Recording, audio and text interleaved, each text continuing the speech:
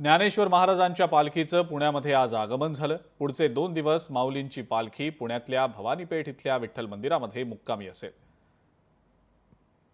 पालखीचं दर्शन घेण्यासाठी पुणेकरांनी आजच मोठी गर्दी केल्याचं पाहायला मिळालं।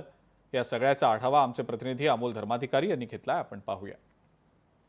संत ज्ञानेश्वर माऊलीच्या पालखीचं सध्या पुण्यातील संचेती रुग्णालयाच्या समोर आगमन झालेलं आहे। आपण बघू शकतो की या ठिकाणी लाखो पुणेकर जे भाविक आहेत, सर्व वारकरी आहेत, त्या ठिकाणी माऊलीच्या दर्शनासाठी दाखल झालेले आहेत। आपण दुसऱ्या बाजूला बघू शकतो की शिवप्रतिष्ठान हिंदुस्थानचे जे कार्यकर्ते आहेत, या ठिकाणी माऊलीच्या पालखीचं स्वागत करण्यासाठी आलेले आहेत।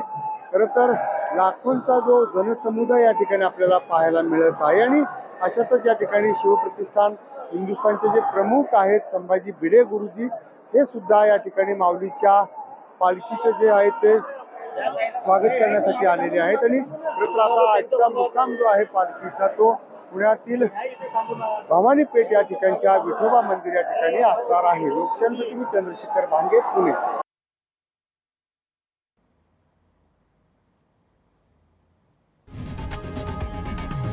लोकशाही मराठी ऐका, पहा, जागरूक रहा।